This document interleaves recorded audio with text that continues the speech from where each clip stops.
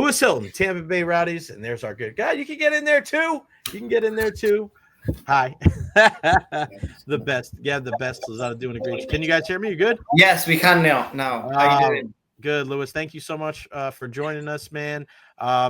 Great to see you guys come out with the big win there. I know the start of the season wasn't what you guys wanted, but how important was it to be able to go down to Miami and to be able to get those 3 points to get on the right track as we get the season underway? Yeah, definitely. I think, like you said, the first two results, maybe builds a little bit of tension going into that third game. And so, yeah, definitely good feeling getting 3 points and kind of get us up and running.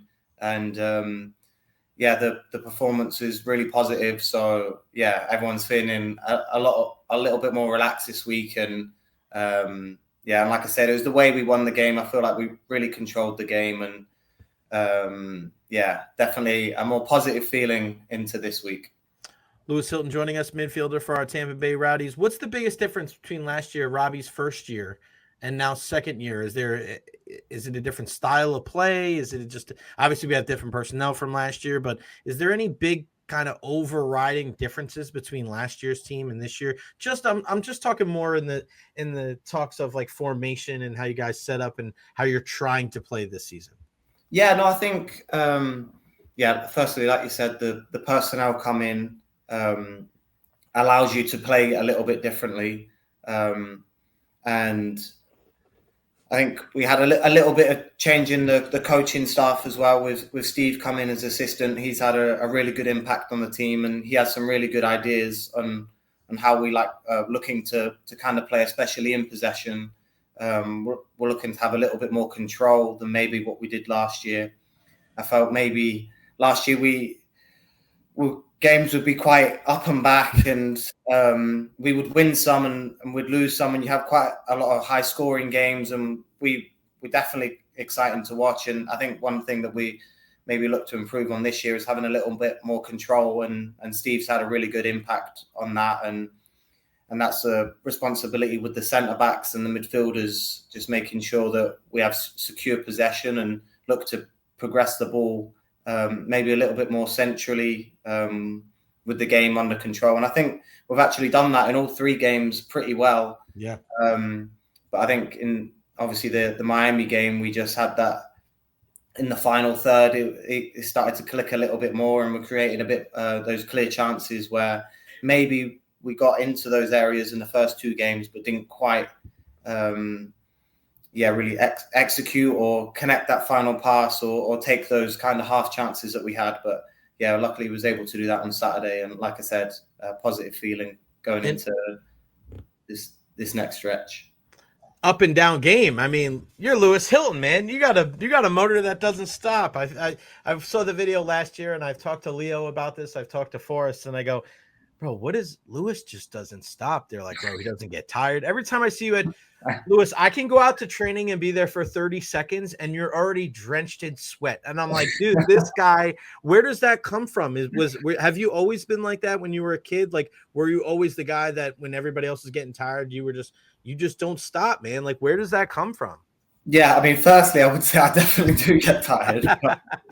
No, I think it's something I've always kind of prided myself on is my fitness levels, and I think luckily I've got good genes with that stuff that I've been able to have good endurance. But it's something that I work on as well, and for me, it's something that you can control as your fitness levels and the work that you put in throughout the week and even in the off season. That's something that I like to really kind of take control of, and something I pride myself on. But no, I definitely don't want a game like that. If I can have an easy game, I would choose to run less. But yeah, no, I think obviously in that position, you've got to be able to cover ground and go side to side. And in that position, you're always involved, whether you're building out from the back or if you're going into the final third, or you're kind of always involved in the middle of the pitch. You're in possession, out of possession. You're kind of always there, and that's what I like to do. I like to always be involved and try and have impact in the game in kind of all moments.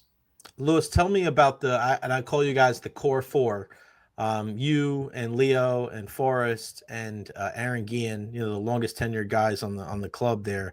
I mean, how important is it to have? I know the leadership. And I asked Aaron this a couple of weeks ago, and he's just it's so important to have other guys that are leaders. It's not just the one guy that rocks the captain's armband. What is that like knowing that, and you saw it last year with, I thought one of the coolest things I've ever seen in sports is Forrest gets hurt last year. He doesn't play, but he's around the team. You see him in videos, you see him at every game, and you guys you still wrapped your arms around him. You were just like, you're still part of this squad, man. Like, and I just thought that was so cool because we see that in professional sports sometimes, Lewis, where a guy gets hurt and then you may not see him for the rest of the year because, he's either training on his own, he's trying to recuperate, or, it hurts too much to be around the game. But Forrest was still there. You guys were still leading. What is that like to have three other guys where leadership means so much to them?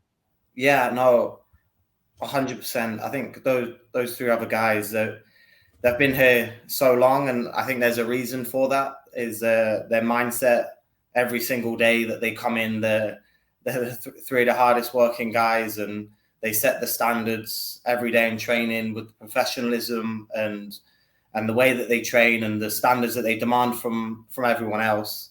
And the Rowdies always been one of the top clubs in this league, and it's quite difficult to stay at one of those top clubs. And I think you have to have a certain mindset, and those three guys 100% have that. And whether they're playing well or not, or maybe not having best games, you can always rely on them to put in the work and hold themselves accountable. And if they make mistakes, they're the first ones to put their hands up and also hold everyone else accountable. And they're just three brilliant guys, and I've loved being teammates with them for so long. I got the scarf right here. I got about 5 Rowdy scarves. I got a bunch of jerseys. There's not many bigger fans of the Rowdies than me here in the Tampa Bay area. But there's 2 stars here. What would it mean, Lewis, if you guys added a 3rd star? I mean, for me, like I get like goosebumps just thinking about it, being a supporter, right? For the last 10, 15 years living here in the Bay Area. But for the amount of blood, sweat, and tears that you and, even the guys that haven't been here as long, what would that mean at the end of the season if you guys were the USL champs and you brought that 3rd star to Ralph's mob and everybody? I mean, I like I said, I think about it. I get so excited and I just my mind starts wandering like, God, that would be so amazing. What would that mean to you if you were part of that group to get that 3rd championship? Yeah, no, it's everything. It's what we do. It's why we play this game, is to try and win things. And over the last 5 years that I've been here, we've come pretty close, and it just kind of makes you hungrier. And it's a short career, and I'm 31 now, and I hope to play for a long time yet. But I also know that I'm not going to be playing forever, and I haven't won it yet. And I'm desperate to do that. And I know we've got a locker room full of guys that feel the same. And I know the first 2 games haven't been the results that we want, but I promise we're working our socks off every day. And we're fully aware that that's the goal, and we're going to do everything we can to try and achieve it. Yeah, I can't wait to see you guys again in action for sure. Just for me, selfishly, finishing first in the East so you guys can get all home playoff games. That's the most important. I know. We can't wait to be back at Aolang. Yeah, we can't wait to be back at Aolang. And that's the plan, to get as many home games there as we can. And because we know when we're playing there, over the years we've been almost unstoppable playing at Aolang. It's such an advantage playing there with the fans and the facility we have, the playing surface, the location. I love playing there. It's the best place to play in the league. And that's the plan. We get as many home games as we can, and see where it takes us. Yeah, I watched some of the pitches when we watched some of the games on TV. And again, for all of our fans out there, every single game on TV on Tampa Bay 44, and the 2 that aren't, they're on ESPN too, which I think is pretty badass. But you look at some of the pitches for some of these other teams across the league, and I'm like, it don't look like Aolang over there. But last year we were just talking about the playoffs. Last year, you guys won that playoff game on PKs, and I was driving down the highway coming back from my friend's house, and I'm yelling out of the window and I'm just like yelling, like, "Come on, Rowdies!" Like I was going crazy. It was just so much fun to be able to see you guys do your thing. I want to ask you again. I know you just mentioned Al Lang, but last year, obviously we went through the storms, right? 2 hurricanes. You guys have to play on the road, and it's just, what is that really going to be like? It's great to play there anyway. But that first game, Lewis, after the storms, after not finishing the season there last year, I mean, I feel like it's going to be an emotional night in a couple weeks against Loudon. Have you guys even talked about the emotions of that first home game of the year after having 4 on the road? No, I think, like I said, we just can't wait to get back in there because, I mean, firstly, to play home games, I think we can play exactly the way what we want. Like I said, we know how good the surface is going to be, and we can we don't have to go and travel and stay in hotels and, like you said, play on these surfaces, which not excuses, but maybe aren't ideal when we have to maybe change the way we want to play. So we know coming to play at Ao Lang, we can set out the game plan exactly the way we want and play to our strengths, and that's firstly the main reason, but also to be back in there with all our fans. That obviously it wasn't ideal the last 4 games. I think we weren't able to play there, and it affected the whole club and the whole area. And we can't wait just to be kind of reunited with the community. And I live downtown St. Pete, and any chance I'm down the area there, I always take a walk. I'm like, how's it looking? I'm hoping that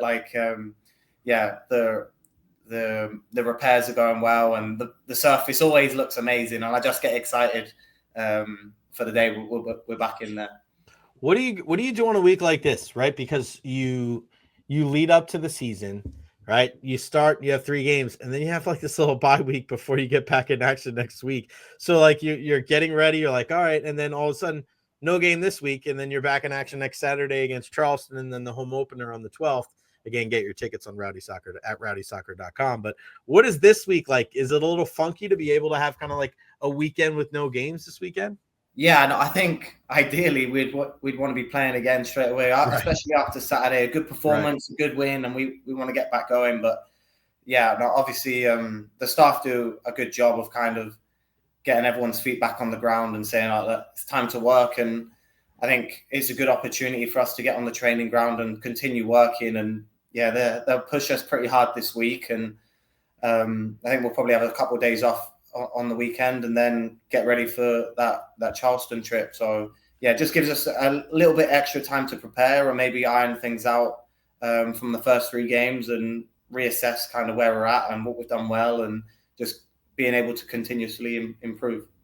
Lewis, what do you like to do on your downtime when you're off the pitch, when you get to go home? TV, video games? What do you like to do when you're not? I like to play golf. I like to play golf when I can, which is tough to kind of fit it in sometimes when you travel and stuff. But as much as I can, I love playing golf. Like I said, I live downtown St. Pete, so I often go for walks down there with my wife. And Are you the best golfer on the team?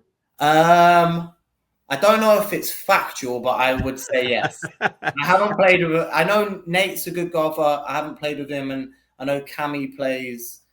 But with the lads that I have played with, then I would say, I am the best golfer. Have you played at Innisbrook? No, I haven't. No, but I went. I wasn't able to go this year. We were down in Miami, but the 3 previous years, I went over to watch the Valspar, and it's good down there. It's really cool. We went Friday and Sunday. We were there all day. It's great. Sitting by the 8th green on Friday. We sat at the 18th green on Sunday, which was memorable. And I actually got to play the Copperhead course a couple weeks ago.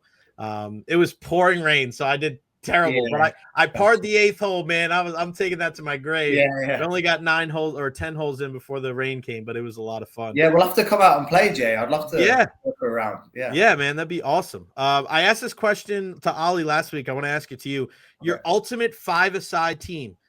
And I'm talking, it doesn't have to be players you played with. It can be any 5 players in the history of football. Wow. You can put yourself in there. You don't have to put yourself in there. You can use a goalie. You can not use a goalie.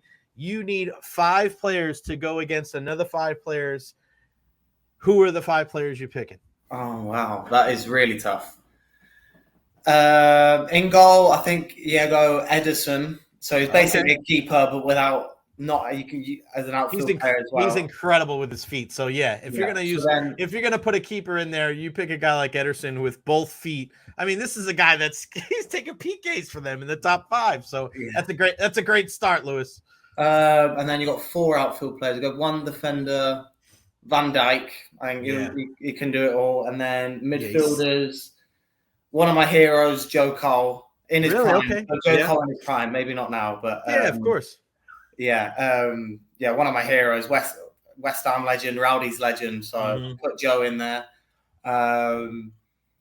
Then we'll go another one of my idols, David Beckham. Yes. Prime. And then up front, Harry Kane, clinical.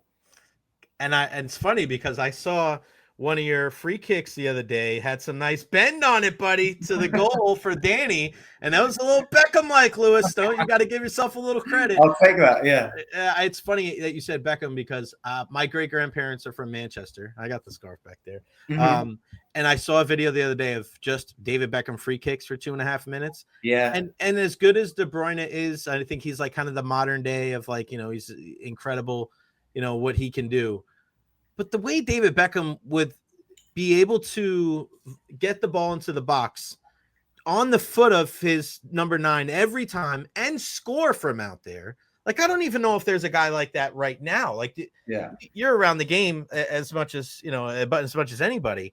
It's just amazing. Like, I even think like his legend grows the longer it goes, right? No, like, I think massively underrated because obviously with everything that came with Beckham, with like the fame and posh spice and all that, I think people kind of forget how good of a player he was.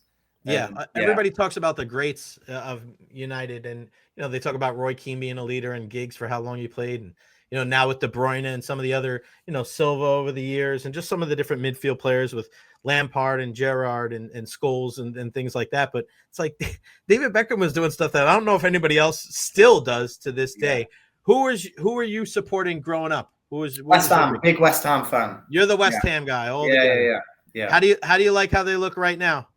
Been a bit of a tough year because obviously had Lopetegui in there and they trained here over the summer, which is unbelievable. So I was able to come watch training and meet some of the staff, and I was actually watching the training sessions with Mark Noble, who's like one of my heroes. He played a long time for West Ham. Yeah, absolute Mr. West Ham is what they call him. So it was surreal watching these sessions. Just sat there talking with Mark, and he was so like approachable and shared some good stories with me. So that was great. But yeah, a bit of a rough start, and then obviously Potter's come in, and we look a little bit better. I think Potter's maybe got a bit more control in the systems that he plays, and we've got some good players. But yeah, I think a little bit of maybe a season to forget for West Ham fans. But I think we've got some good, like I said, Paquetá, Bowen, Kudo, some really exciting players. So I think definitely got it in us to push for those European places. But the Premier League's so tough these days. It is. And I remember a couple years ago, that West Ham team, I feel like was when obviously they had Declan Rice, but when they had Souček there, obviously with Souček there, and I was just like, there's a lot of big dudes. They're tough as nails, right? Like it was just, and then, that's how it goes with the Premier League, man. Like you have to sell one of these guys, you sell him and he goes to Arsenal, and then, you try to divvy up that money to be able to bring in other guys. It's tough if you're not one of those top 6 clubs. But like I feel like the sport is better for sure when West Ham is in there competing and trying to knock off some of those guys and to get European. Well, they won the Conference League, right? Yes. Yeah. So 2 years. So recently it's been unbelievable. Been in like the European competitions and done really well the last 3 or 4 years now. So like as a West Ham fan, it's probably the most success that I've seen in my lifetime. So it's been a really good period, but hopefully it can continue. But like I said, Premier League's so tough. You just got that group of teams outside the big ones that are all like progressing. You look at Aston Villa, Brighton, and Brentford. They're all Nottingham Forest has been. Like, there's so many teams outside like the big clubs that are doing so well. So it's really tough to to kind of push up that table. Yeah, no doubt about it. Watching them do their thing, like it's so good. See what Nuno has done there for Nottingham Forest, and Yeah, some of these guys that get casted away, the Morgan Gibbs White and the Anthony Alongas of the world, and to see them go to, go from go from a Chelsea or an Arsenal or any of these to go from a Man U and to be able to go down and to be able to contribute in a big way is it's so much fun. I mean, we could talk all day about that. Yeah, we can. My guy, Lewis Hilton, midfielder for the Tampa Bay Rowdies. Again, for all the information, rowdiessoccer.com. Lewis, this has been fun. Give my love to the team and the coach and everybody there. And Gabby, thanks, Gab, for setting this up. But best of luck, my man. Stay healthy. And thank you, Jay. I'll see you at Al Lang in a couple weeks, my friend. Yeah, can't wait. Thanks, Jay. Thanks, pal.